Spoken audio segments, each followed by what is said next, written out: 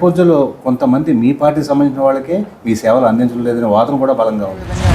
చిన్న అంగన్వాడీ పోస్ట్ ఉంటే అంగన్వాడీ పోస్ట్ కోసం ఇంచుమించు 10 అప్లికేషన్లు సొంత పార్టీ నుంచి వచ్చాయి. అది ఎందుకు జరుగుతుందో తెలియదు కానీ ఆ కేసులో ఉన్నవాళ్ళు కూడా తిప్పుకోవడం అనేది కూడా ఒక ప్రధానమైన ఆరోపణ కింద ఉంది.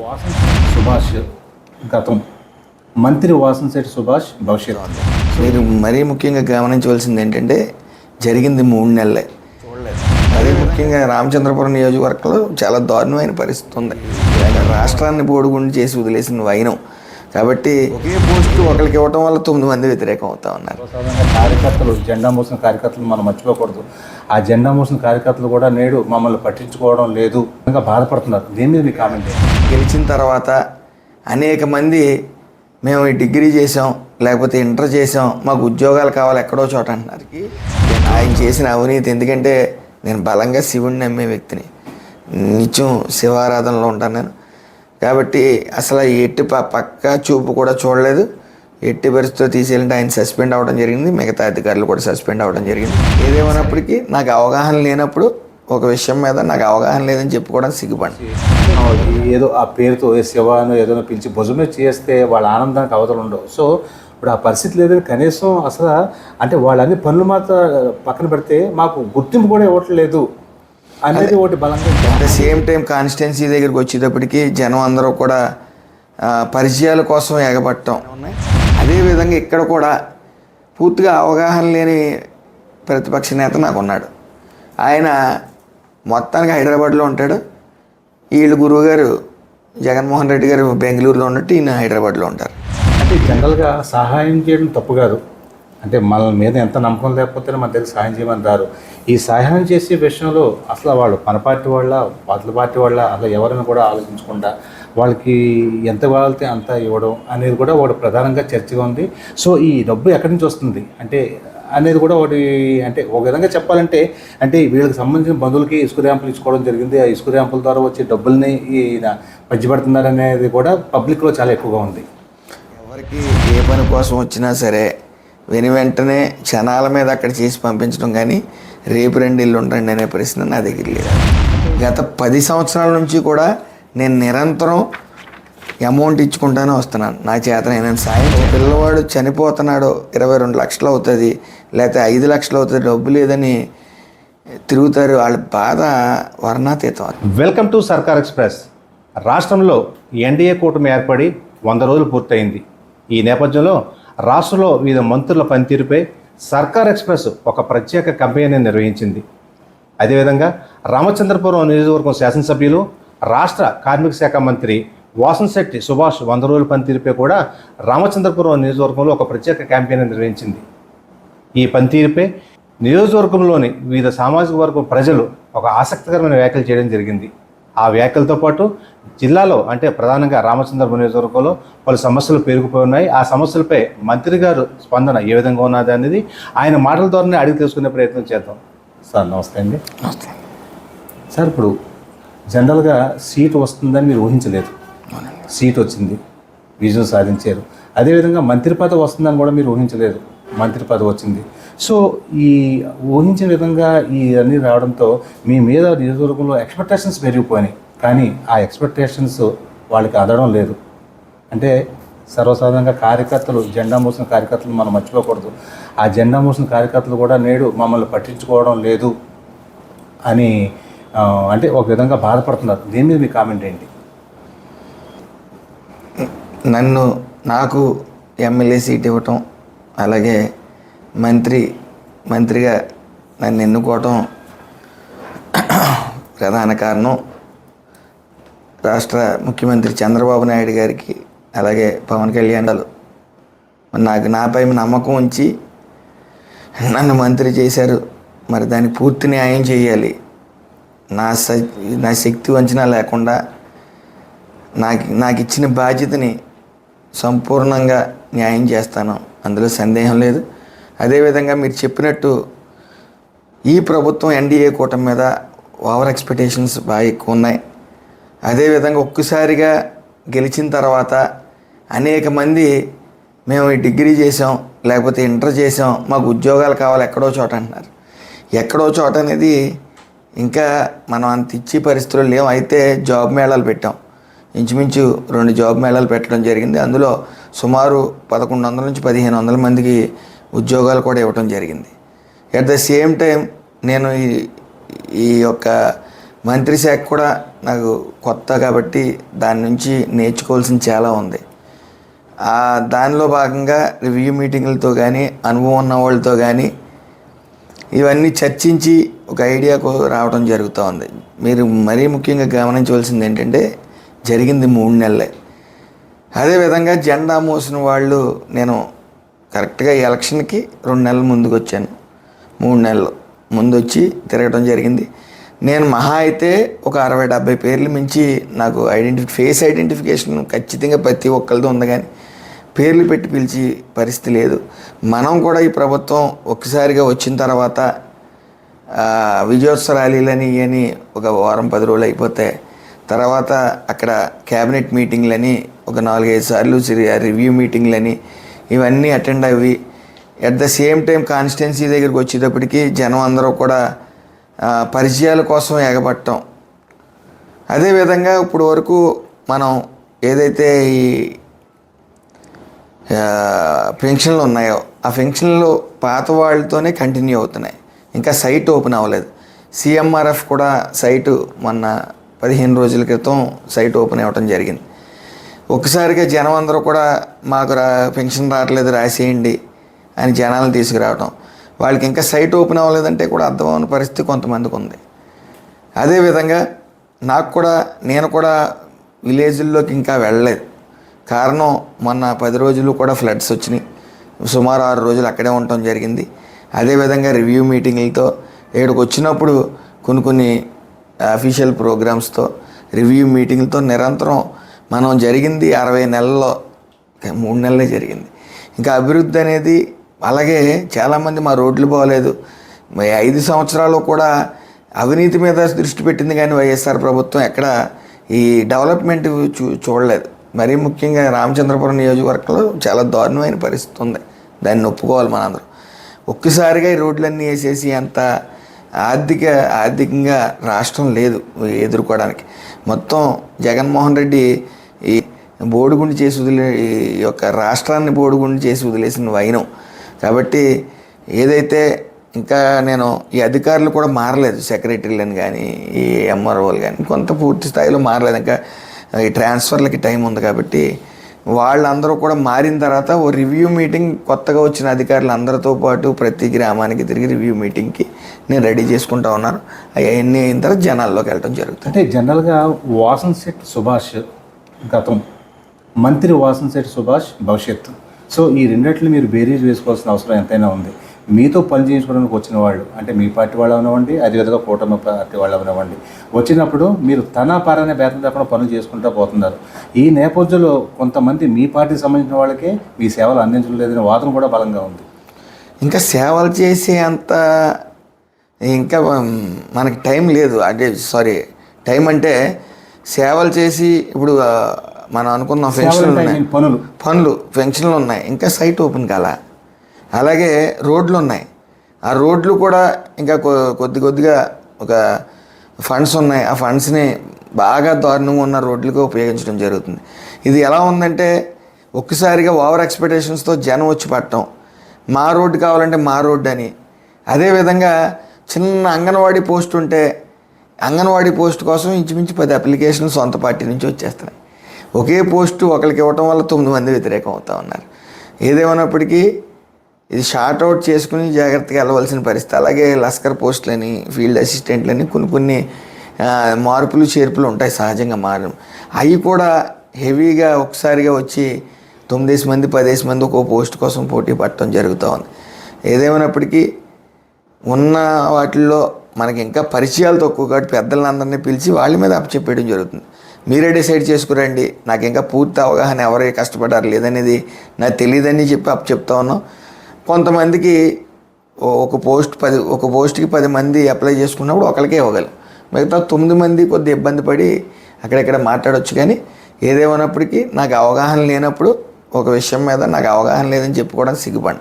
అంటే జనరల్గా ఏదైనా ఒక ఊరు వెళ్ళినప్పుడు మీ కార్యకర్తలు ఉంటారు. ఆ కార్యకర్తలు ఎవరిని చూసి ఏదో ఆ పేరుతో శివాను ఏదో పిలిచి భుజమే చేస్తే వాళ్ళ ఆనందానికి అవతలు ఉండవు. సో ఇప్పుడు ఆ పరిస్థితి లేదని కనీసం అసలు అంటే వాళ్ళన్ని పనులు మాత్రం పక్కన పెడితే మాకు గుర్తింపు కూడా ఇవ్వట్లేదు అనేది ఒకటి బలంగా అనిపిస్తుంది. అదే చెప్తున్నానండి. నేను చెప్పేది ఏంటంటే, నేను వచ్చింది 3 నెలలు అయింది ఈ నియోజకవర్గానికి. నేను ఏంటంటే వెళ్ళటం క్యాన్వర్సింగ్కి విజయోత్సవ ర్యాలీలో ఉండేది ఎక్కడైనా సరే, జనం అందరూ తండోపు వచ్చి. ఆ పరిస్థితిలో నేను బాగా ముఖ్యమైన వ్యక్తులు 60-70 పేర్లే తప్ప మిగతాయి తెలియదు. ఎలాగా ఇంకా మనకు ఉన్నది 60 నెలలు, జరిగింది 3 నెలలు. ఏదైతే ఈ అధికారులందరూ మారిన తర్వాత 77 విలేజ్లు ఉన్నాయి. ఆ 77 విలేజ్ గ్రామం ప్రతి గ్రామానికి ఈ అధికారులను వేసుకుని అక్కడ నా పరిచయంతో పాటు అధికారులను పరిచయం చేసి అందరికి కూడా ఈ నాయకుల్ని ఉత్తేజపరిచి వాళ్ళని జనంలోకి పంపాలన్న ఉద్దేశంతో ఉన్నాం. ఈ 3 నెలల్లో కూడా మీరు చూస్తూ ఉన్నారు, ఎక్కడ ఎడితెరిపి లేకుండా ఏదో సంఘటన. ఫ్యాక్టరీల్లో కూడా చాలా దురదృష్టకరమైన సంఘటనలు జరిగినాయి. ఎసెన్షియాలో సుమారు 17 మంది చనిపోయారు. అక్కడ 2-3 రోజులు ఉండటం జరిగింది. అలాగే మరీ ముఖ్యంగా చిన్న 2 చనిపోవటం, 3 చనిపోవటం, అలాగే కొన్ని సంఘటనల్లో 3 చనిపోవటం, ఇంకన్నీ కూడా అక్కడికి వెళ్ళటం. మరి అట్ ద సేమ్ టైం మన సెక్రటరియట్లో కూడా మా ఛాంబర్లో నెలకి కనీసం 10 రోజులకి 2 సార్లు 3 సార్లు అన్న అక్కడికి వెళ్ళవలసిన పరిస్థితి. సార్ ఇప్పుడు ఎన్డీఏ కూటమి మీరు ఉన్నది తెలుగుదేశం పార్టీ కాదు, ఎన్డీఏ కూటమి. సో ఎన్డీఏ కూటమి కాబట్టి తెలుగుదేశం పార్టీ, జనసేన, భారతీయ జనతా పార్టీ ఈ నాయకుల్ని కార్యకర్తల్ని అందరినీ కూడా కలుపుకొని పోవాలి. సో అనుకోకుండా ఈ 100 రోజుల్లోనే అంటే జరిగిన 100 రోజులైనా సరే వాళ్ళలో కొన్ని అసంతృప్తులు ఉన్నాయి. ఆ నేపథ్యంలోనే అంటే మన పార్టీ నుండి అంటే బయట పార్టీ నుంచి అయితే రకరకాల ఆరోపణలు చేయొచ్చు, మీ పార్టీ నుంచి కూడా మమ్మల్ని పట్టించుకోవట్లేదని అంటే ఇతరత్ర కూటమిలో కొన్ని పార్టీలు అంటున్నాయి. అంటే దాన్ని మీరు ఏ విధంగా భావిస్తారు? అదే చెప్తున్నానండి. యాక్చువల్గా సుమారు 27,000 మంది అంటే 1,00,000 దాటి 1,27,000 మంది కార్యకర్తలు మనకు ఉన్నట్టు. వాళ్ళందరినీ ఐడెంటిఫై చేయటం, వాళ్ళందరినీ పేరెట్టి పిలటం అనేది సాధ్యపడే పని కాదు. ముఖ్యంగా నా గెలుపు కోసం, ఈ ఎన్డీఏ కూటమి గెలుపు కోసం కృషి చేసిన ప్రతి ఒక్కరిని కీలక పాత్ర వహించేది ఒక్కొక్క విలేజ్ నుంచి ఒక 6 నుంచి 10 మంది లేదా 15 మంది ఉంటారు. వాళ్ళందరినీ కూడా దగ్గర చేర్చుకుని వాళ్ళతో అధికారులను పరిచయం చేసి నన్ను నేను పరిచయం పూర్తి స్థాయిలో చేసుకుని వాళ్ళ పేర్లతో సైతం వాళ్ళందరినీ కలుపుకుని ముందుకెళ్ళడానికి ఏ రకమైన ఇబ్బంది ఉండదు. ఆల్రెడీ నేను చేసిన పనులన్నీ కూడా క్షుణ్ణంగా 1-2 లెటర్లు ఇవ్వచ్చు అవతల పనిచేసిన వాళ్ళకి. అయినప్పటికీ అవన్నీ కూడా మళ్ళీ రెక్టిఫై చేసుకుని షార్ట్అవుట్ చేసుకుని అన్నీ ముందుకెళ్తా ఉన్నాం. ఎవరికి ఏ పని కోసం వచ్చినా సరే వెంటనే క్షణాల మీద అక్కడ చేసి పంపించడం కానీ రేపు 2 ఇల్లు ఉండండి అనే ప్రశ్న నా దగ్గర లేదు. అంటే ఈ మధ్య జరిగిన ఒక సమావేశంలో, ఒక ఆత్మీయ సమావేశంలో మీరు కామెంట్ చేయడం జరిగింది. అనుకోని కారణంగా ఫ్యాక్టరీలో జరిగిన ప్రమాదాల వల్ల అయితేనేమి, వరదల వల్ల అయితేనేమి నేను నియోజకవర్గం దూరంగా ఉన్నమాట వాస్తవం. అయితే దీన్ని అవకాశంగా తీసుకొని కొంతమంది నాపై ఆరోపణలు చేస్తున్నారు, ఇది వాస్తవం కాదు అని మీరు బహిరంగానే చెప్పడం జరిగింది.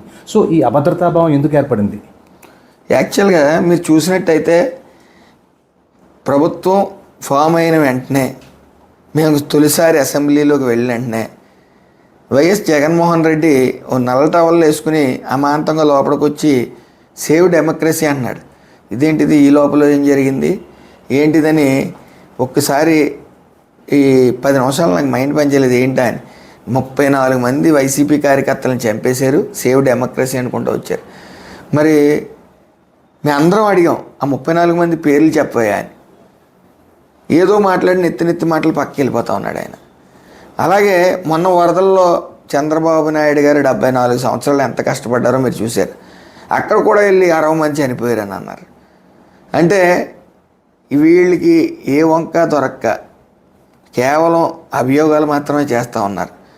అభియోగాలు చేయటం ప్రతి నరం లేని నాళ్ళకి ఏ అభియోగం అయినా చేయొచ్చు, కానీ ఒక విట్నెస్తో ప్రూఫ్తో అభియోగం చేయాలి. అవన్నీ కామెడీ షోస్గానే ఉన్నాయి. అదేవిధంగా ఇక్కడ కూడా పూర్తిగా అవగాహన లేని ప్రతిపక్ష నేత నాకు ఉన్నాడు. ఆయన మొత్తానికి హైదరాబాద్లో ఉంటాడు, వీళ్ళు గురువుగారు జగన్మోహన్ రెడ్డి గారు బెంగళూరులో ఉన్నట్టు ఈయన హైదరాబాద్లో ఉంటారు. వీళ్ళిద్దరికీ స్క్రిప్ట్ రాయాలి. స్క్రిప్ట్ రాసి వాళ్ళు కూడా సరైన వాళ్ళు కాదు. అయితే అర్థం లేని అభియోగాలు చేసి చులకనైన పరిస్థితి మనం చాలా చూసాం. ఏదేమైనప్పటికీ నరం లేని నాలిక మాట్లాడితే 100 మందిలో కనీసం 10 మంది అన్నా నమ్ముతారు. కాబట్టి నేను నియోజకవర్గానికి మ్యాక్సిమం ఇక ట్రాన్స్ఫర్లు ఉండటం వల్ల ఈ ట్రాన్స్ఫర్లే సుమారు 20 రోజుల నుంచి మీ ట్రాన్స్ఫర్ల మీదే దృష్టి పెట్టవలసిన పరిస్థితి. ఎందుకంటే ఇక 77 ప్లస్ 28 వార్డులు మొత్తం 105 వార్డుల్ని విలేజ్లు కానీ వార్డులను కానీ మేనేజ్ చేసుకోవాల్సిన పరిస్థితి. సెక్రటరీలను కానీ విఆర్ఓలను కానీ సదురు అధికారుల్ని వేసుకోవడంలో నిమగ్నమై ఉన్నాం. ఆ పనుల మీద ఉన్నప్పుడు ఇంకా మనకి ఏ అయితే ఈ పెన్షన్లో స్టార్ట్ అవ్వాలో, సైట్ ఓపెన్ అవ్వాలో, ఇవన్నీ అయిన తర్వాత అన్ని ఊళ్ళకి వెళ్ళి ఒక రివ్యూ మీటింగ్ పెట్టి అక్కడ ఉన్న సమస్యలు కూడా తెలుసుకుని ఓవరాల్గా ఏ రోడ్లు వేయాలి, అర్జెంటుగా ఎవరికి న్యాయం చేయాలనేది ఒక ఐడియాకి వచ్చిన తర్వాత ఒక నెల 2 నెలలు పూర్తి ట్రాక్లో ఉంటుంది. సార్, అంటే వీటన్నిటిని పక్కన పెడితే ఇప్పుడు ప్రధానంగా నియోజకవర్గంలో ప్రతి ఒక్కళ్ళు లేవుతున్న సమస్య కూడా ఎవరైతే కేసులు ఉన్నాయో ఆ కేసులు ఉన్న వాళ్ళనే కూడా తిప్పుకుంటున్నారు. ఇది అనుభవ రాహిత్యం వల్ల జరుగుతుందో లేకపోతే ఎందుకు జరుగుతుందో తెలియదు, కానీ ఆ కేసులు ఉన్న వాళ్ళు కూడా తిప్పుకోవడం అనేది కూడా ఒక ప్రధానమైన ఆరోపణ కింద ఉంది. ముఖ్యంగా ఈ కేసుల విషయం మీరు కొంతమంది తెలియజేస్తే, నేను కూడా ఈ నియోజకవర్గానికి కొత్త. స్టార్టింగ్లో 1, 2, 4, 5 తిరిగారు. ప్రతి పార్టీలోని రకరకాల జనాలు ఉంటారు. ఎవరైతే తప్పు చేస్తారో వాళ్ళకి డబ్బు సంపాదన మీదే ముఖ్యంగా వాళ్ళ దృష్టి ఉంటుందో వాళ్ళందరూ కూడా ఎక్కువ కూడా వాళ్ళ దురుద్దేశంతో వచ్చేవాళ్ళు స్పీడ్గా దగ్గర అవ్వడానికి చూస్తారు, స్పీడ్గా దూరం అవుతారు. వాస్తవంగా నలుగురు చిన్న చిన్న తప్పులో పెద్ద తప్పులో చేసిన వాళ్ళు ఉన్నారు. చేసిన వాళ్ళు ఉన్నప్పుడు వాళ్ళని కేసులు కూడా ఎక్కడా కూడా నేను ఆ రోజున సిఏ గారు కానీ సదరు డిఎస్పీ గారికి కానీ కేసుల్లో ఉన్న వాళ్ళని మీరు యాజ్ ఇట్ ఈజ్ ఎవరైతే ఉన్నారో వాళ్ళని పెట్టేమని చెప్పడమే జరిగింది తప్ప ఎవరిని కూడా తప్పించి ప్రయత్నం చేయలేదు. మీరు గమనించగలరు. అది తర్వాత ఎక్కడైనా ఫంక్షన్కి వెళ్ళినప్పుడు అకేషనల్గా వాళ్ళు వచ్చి కలటం లేదా ఫోటో తీయటం 1, 2 జరిగినాయి తప్ప వాళ్ళని పార్టీల నుంచి కూడా సస్పెండ్ చేయడం జరిగింది. అంటే జనరల్గా సహాయం చేయడం తప్పు కాదు. అంటే మన మీద ఎంత నమ్మకం లేకపోతే మన దగ్గర సహాయం చేయమంటారు. ఈ సహాయం చేసే విషయంలో అసలు వాళ్ళు మన పార్టీ వాళ్ళ, పార్టీ పార్టీ వాళ్ళ, అసలు ఎవరైనా కూడా ఆలోచించకుండా వాళ్ళకి ఎంత కావాలితే అంత ఇవ్వడం అనేది కూడా ఒకటి ప్రధానంగా చర్చగా ఉంది. సో ఈ డబ్బు ఎక్కడి నుంచి వస్తుంది అంటే అనేది కూడా ఒకటి, అంటే ఒక విధంగా చెప్పాలంటే అంటే వీళ్ళకి సంబంధించిన బంధువులకి ఇసుక ర్యాంపులు ఇచ్చుకోవడం జరిగింది. ఆ ఇసుక ర్యాంపుల ద్వారా వచ్చే డబ్బుల్ని ఈయన పంచిపెడుతున్నారు అనేది కూడా పబ్లిక్లో చాలా ఎక్కువగా ఉంది. ఏదైతే ఈ సేవా గుణం లేకపోతే సేవ చేయడం జరుగుతుందో, డబ్బులు ఇవ్వడం జరుగుతుందో, ఇది కొత్తగా మొదలెట్టిన ప్రక్రియ కాదు.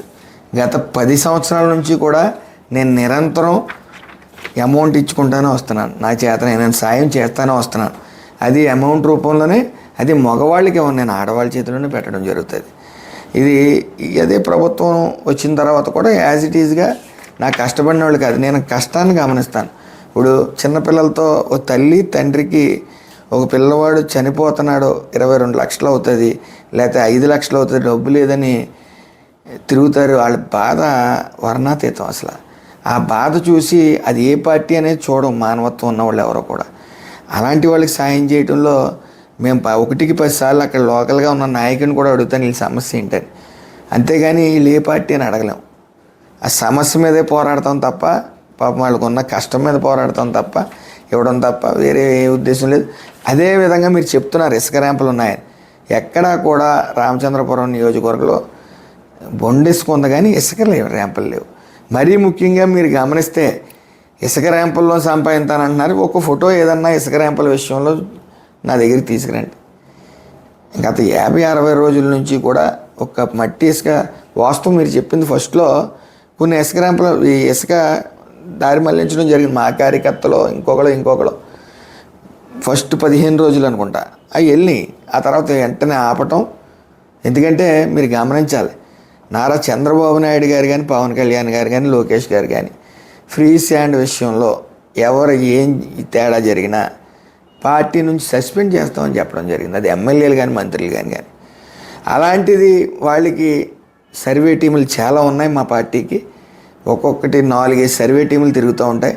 అలాంటిది ఏమైనా జరిగితే ఉపేక్షించే పరిస్థితి అది మంత్రి అయినా ఎమ్మెల్యే అయినా ఎవరికీ ఉండదు. అందులో సందేహం లేదు.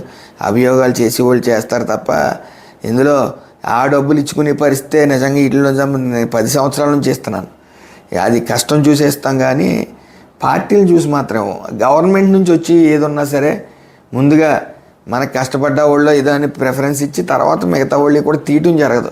వాళ్ళు కంటిన్యూ చేయిస్తాం. కానీ అవినీతి అక్రమంగా పెట్టిన గతం వైసీపీ ప్రభుత్వంలో బిల్డింగ్లు ఉన్న వాళ్ళకి కూడా ఫ్యాంక్షన్లు వచ్చినాయి ఏవైతే ఉన్నాయో అవి తీయటానికి మాత్రం వెనకాడు. సో అంటే నియోజకవర్గం అభివృద్ధికి సంబంధించి అధికారులతో సమీక్ష సమావేశాలు నిర్వహించడం కానీ, అదేవిధంగా కూటమిలో 3 పార్టీలు ఉన్నాయి, ఈ 3 పార్టీలతో కూడా ఒక కమిటీ వేసి వాళ్ళతో చర్చించడం కానీ ఈ 100 రోజుల్లో జరిగింది లేదు, కనీసం ఆ విధంగా జరిగినా బాగుండేది అనే వాదన కూడా బలంగా ఉంది. మీకు అదే చెప్పాను, టైం ఫ్యాక్టర్ అనేది గట్టిగా ఉంది. రెండోది, టౌన్లో సుమారు మేము 12 వార్డులు తిరగడం జరిగింది.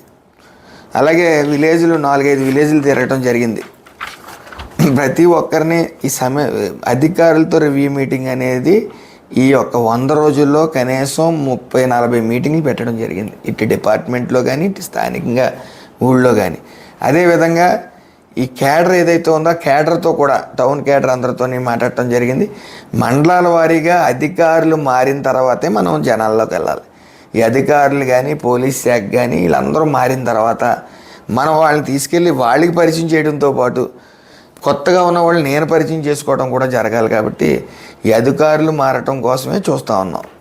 సో అంటే మొత్తం మీద ఈ ఏదైతే ఉందో ఈ ఆరోపణలు, అదేవిధంగా మీ మీద గత గుర్తింపు లేదని కార్యకర్తలు అనడం విషయం ఇవన్నీ పక్కన పడితే, ప్రధానంగా రామచంద్రపురం నియోజకవర్గం సంబంధించి డంపింగ్ సమస్య ఒకటి ఉంది, అదేవిధంగా కబేళా సమస్య ఒకటి ఉంది, అదేవిధంగా కొన్ని ప్రధానంగా కాలువలకు సంబంధించి రోడ్డు సమస్య ఉంది, చాలా సమస్యలు ఉన్నాయి. సో ఈ సమస్యల పరిష్కారానికి మీరు భవిష్యత్తులో ఏం చేసే అవకాశం ఉంది? ఆల్రెడీ మీరు ఏదైతే చెప్పారో అన్నిటిని దృష్టిలో పెట్టుకునే నేను గతంలో కూడా ఈ రామచంద్రపురం వచ్చినప్పుడు రామచంద్రపురం నియోజకవర్గంలో ఎక్కడ ఏం జరుగుతుందని తెలుసుకున్నప్పుడు భీమేశ్వర స్వామి గుళ్ళో అవినీతి జరుగుతుందని చెప్పడం జరిగింది. ఆ భీమేశ్వర స్వామి గుళ్ళో వ్యక్తి ఈఓ గారు కానీ సదరు అధికారులు కానీ చాలామంది అవినీతిమయం. ఆ మీటింగ్ కూడా రివ్యూ మీటింగ్ ఎక్కడ పెట్టామంటే సభ్య సమాజం నడి రోడ్డు మీద పెట్టడం జరిగింది. ఎందుకంటే చాలా అవినీతి జరిగిందన్నారు, గుర్తించాం. వెంటనే జనాలు కూడా తిరగబట్టడం జరిగింది. వెంటనే విజిలెన్స్ కూడా ఇవ్వడం జరిగింది. అందులో నా సొంత సామాజిక వర్గానికి చెందిన ఈఓ గారు కూడా ఉండటం జరిగింది. ఆయన పెద్దలు తీసుకుని వచ్చినప్పటికీ ఆయన చేసిన అవినీతి, ఎందుకంటే నేను బలంగా శివుడిని నమ్మే వ్యక్తిని, నిత్యం శివారాధనలో ఉంటాను నేను. కాబట్టి అసలు ఎట్టి పక్క చూపు కూడా చూడలేదు. ఎట్టి పరిస్థితిలో తీసేయాలంటే ఆయన సస్పెండ్ అవ్వడం జరిగింది. మిగతా అధికారులు కూడా సస్పెండ్ అవ్వడం జరిగింది. సరైన ట్రాక్లో ద్రాక్షారామ గుడి జరుగుతూ ఉంది. అదేవిధంగా ఇంకా సమస్యలు రామచంద్రపురం నియోజకవర్గ ఏరియా హాస్పిటల్స్లో కూడా చాలా ఇది ఉంది. సిఎస్ఆర్ ఫండ్స్ నిమిత్తం 50 బెడ్లు అడిషనల్గా తెచ్చాం. అదేవిధంగా అక్కడ దుప్పట్లు పరుపులు షార్టేజ్ అయితే అవి కూడా సిఎస్ఆర్ ఫండ్స్ ద్వారా తెప్పిస్తూ ఉన్నాం. ఏదేమన్నప్పటికీ అదేవిధంగా మీరు కబేళా చెప్పడం జరిగింది. ఆ కబేళాలో కోర్టులో ఉన్న పని, అది కోర్టులో వేశారు. అది కూడా నేను వచ్చిన వెంటనే సదరు పబ్లిక్ ప్రాసిక్యూటర్ గారిని కలవటం, మా పేషీ నుంచి దాన్ని అప్పచెప్పడం, వెంటనే అది దాని మీద సివియర్ యాక్షన్ తీసుకోవడం జరుగుతుంది. కోర్టు పరిధిలో ఉంది కాబట్టి దాని సరైన సమయం కోసం చూస్తూ ఉన్నాం. అదేవిధంగా డంపింగ్ యార్డ్ అన్నారు. ఆ డంపింగ్ యార్డ్ విషయంలో ఆల్రెడీ ద్రాక్షారామ పంచాయతీలో 6.5 ఎకరాలు పంచాయతీ ఐడెంటిఫై చేయడం జరిగింది. అలాగే ఇక్కడున్న డంపింగ్ యార్డ్లో బాగా దారుణంగా గుడి పక్కనే పేరుకుపోయింది కాబట్టి 3 ట్రాక్టర్లను పెట్టి ఎక్కడ తోలలో సైట్ ఐడెంటిఫై చేసాం ఆర్డీఓ గారి ద్వారా. అది కూడా అతి త్వరలో వితిన్ 20 to 25 డేస్లో మొత్తం ఆ డంపింగ్ యార్డ్ అక్కడ కనిపించదు. అలాగే ఊరికి చివరన ఏదైతే కొత్తగా వచ్చి చెత్త అంతా కూడా 6.5 ఎకరాల్లో వేయడం జరుగుతుంది. అంటే రామచంద్రపురం నియోజకవర్గంలో రామచంద్రపురం పట్టణంలో ఉన్న ప్రధానమైన సమస్య ట్రాఫిక్ సమస్య. ఏదైతే ఉందో రాజగోపాల్ నుంచి మార్కెట్ వరకు కూడా విపరీతమైన ట్రాఫిక్ ఉంటుంది. సో ఈ ట్రాఫిక్ నివారణకు మీరు తీసుకునే చర్యలు ఏంటి? ఈ ట్రాఫిక్ యాక్చువల్గా దీనికోసం కూడా ఓ రివ్యూ మీటింగ్ పెట్టి అధికారులందరినీ కూర్చోబెట్టి చేద్దాం అనుకునే సమయం ఏదైతే డిఎస్పీ గారు కానీ ఇంకా 2 ఎస్ఐలు కానీ ఇంకా విధుల్లోకి రాలేదు, కొత్తగా రావాల్సి ఉంది. వీళ్ళందరూ వచ్చిన తర్వాత రివ్యూ మీటింగ్ పెట్టి మీ సమస్య అనేది, ఈ ట్రాఫిక్ సమస్య అనేది చాలా దారుణంగా ఉంది. ఏంటంటే బ్లైండ్ టర్నింగ్లు ఎక్కువ ఉన్నాయి. దానివల్ల కొద్ది సమస్యలు ఉండటం వాస్తవం. దాన్ని అధిగమిస్తాం ఖచ్చితంగా. అధికారులు వచ్చిన తర్వాత ఏదైతే స్కూల్ వ్యాన్లు స్కూల్ బస్సులు ఉన్నాయో ఒకేసారి వదలటం వల్ల కూడా ఈ సమస్య వస్తూ ఉంది. దాన్ని షార్ట్అవుట్ చేయాలంటే ఒక గంట అరగంట తేడా ఇచ్చుకుంటా రావాలి ఒక్కొక్క స్కూల్కి, ఒకసారి వదలకుండా. అవన్నీ కూడా ఒకసారి రివ్యూ మీటింగ్లో చర్చించి ఈ ట్రాఫిక్ సమస్య అనేది మాత్రం అతి త్వరలోనే నివారణ చేస్తాం. సో చివరిగా అంటే జనరల్గా 20 రోజులు ముందు వచ్చాను, 20 రోజులు ముందు రావడం వల్ల నేను కాన్సన్ట్రేషన్ పూర్తిగా చేయలేకపోయాను. అదేవిధంగా అనుకోకుండా మంత్రి పదవి వచ్చింది కాబట్టి జనరల్గా అంటే ఓవర్ కాన్ఫిడెన్స్ నా మీద ఉండొచ్చు కానీ అని మీరు చెప్పడం జరిగింది. సో ప్రధానంగా రామచంద్రపురం నియోజకవర్గ ప్రజలకి, మీ కార్యకర్తలకి, కూటమి నాయకులకి మీరు చెప్పే సమాధానం ఏంటంటే, మీరు ఇచ్చే మెసేజ్ ఏంటి? ఎన్డీఏ కూటమి ప్రజలందరికీ కూడా, కార్యకర్తలందరికీ కూడా పేరు పేరున ఇటు జనసేన, టీడీపీ, బీజేపీ కార్యకర్తలకి ముందుగా నా శిరస్సు ఉంచి నా నమస్కారాలు తెలియజేస్తూ ఉన్నాను. మీరు నాపై ఉంచిన నమ్మకాన్ని నేను ఎట్టి పరిస్థితుల్లో నిలబెట్టుకుంటాను. ఏదైతే ఈ 100 రోజులు ఉందో మీరు ముఖ్యంగా గమనించవలసింది చదువు, ఆరోగ్యం, వాటి మీదే దృష్టి పెట్టాను. ఇటు డిఎస్సి ట్రైనింగ్ సెంటర్లు కూడా ఇవ్వడం జరుగుతుంది, మెటీరియల్ ఫ్రీగా. దానికి 2 దాతలు సహకరించారు. నా వంతు ఆర్థిక సాయం నేను చేస్తూ ఉన్నాను. అదేవిధంగా జాబ్ మేళాలు ఇంచుమించు 3 పెట్టడం జరిగినాయి. తద్వారా 1500 మందిని ఆ జాబులకు పంపించడం జరిగింది.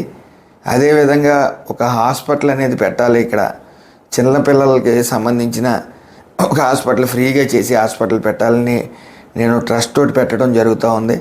దాని నిమిత్తం ఒక 2 మనుషులను పెట్టి ఒక ప్రణాళిక సిద్ధం చేయడం జరుగుతూ ఉంది. అదేవిధంగా ఏదైతే నాకు లేబర్ డిపార్ట్మెంట్ అప్ చెప్పారో, కార్మిక శాఖ, దాని నిమిత్తం కూడా కొద్ది రివ్యూ మీటింగుల్లో కానీ, ఫ్యాక్టరీలో కంటిన్యూస్గా యాక్సిడెంట్లు అవ్వటం వల్ల కానీ, అదేవిధంగా వరద విజయవాడను ముంచెత్తడం విషయంలో కానీ, అన్నిటి వల్ల కొద్ది ఎక్కువ టైం విజయవాడలో ఉండటం జరిగింది.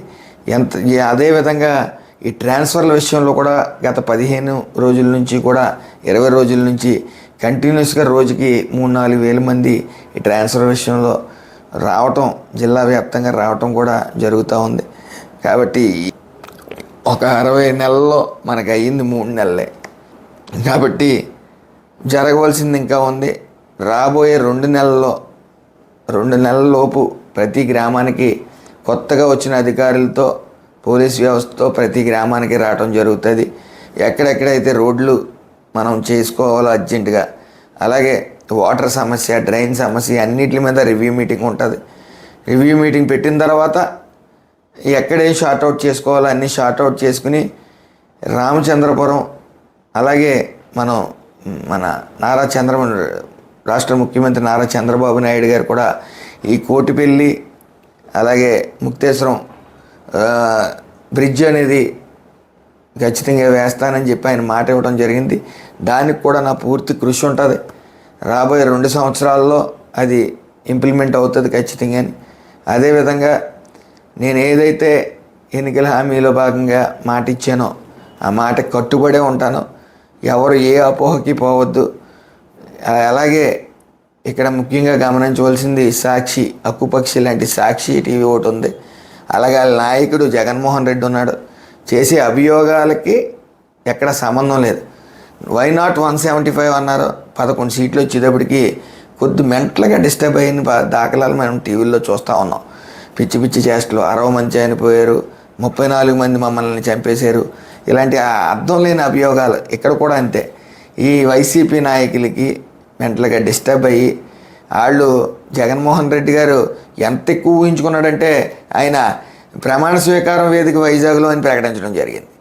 ఇవన్నీ ఓవర్ ఎక్స్పెక్టేషన్స్ వల్ల ఒక్కసారిగా 11 సీట్లు పరిమితం అవడంతో మానసికంగా కొద్దిగా ఇబ్బంది పడతా ఉన్నారని క్లియర్గా తెలుస్తూ ఉంది.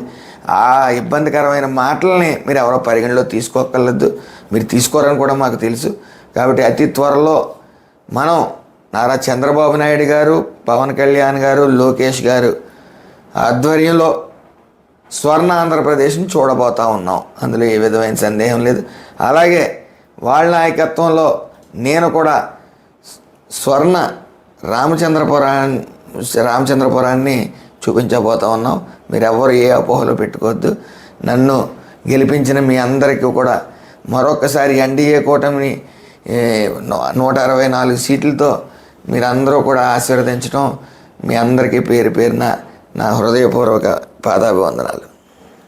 సో అంటే మొత్తం మీద ఈ 100 రోజులలో ఏం చేసామనే దాన్ని పక్కన పెడితే రాబోయే కాలంలో రామచంద్రపురాన్ని స్వర్ణ రామచంద్రపురంగా తీర్చిదిద్దుతారని, అదేవిధంగా తాను మంత్రిగా ఉన్న టైంలో యువతకు మంచి ప్రాధాన్యత ఇచ్చి వాళ్ళని తీర్చిదిద్దుతారని మంత్రి వాసంశెట్టి సుభాష్ అంటున్నారు. మరో టాపిక్తో మరో రోజు మీ ముందుకు మీ ఎస్ఎన్ఆర్.